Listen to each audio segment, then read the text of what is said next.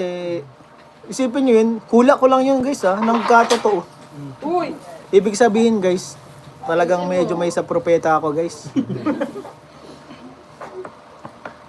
Kahit ako malaki ang tiyan ko, nagsilip din ako.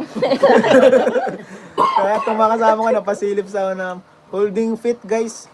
Napaka-sweet guys. Isipin nyo guys, kapag hindi pala pwedeng mag-holding hands, pwede naman mag-holding fit. Yeah. Grabe ang jumper guys. Holding fit. Nakakilig yun pala. Ma'am Ses, shoutout po Mama Tess. Hindi ko akalain.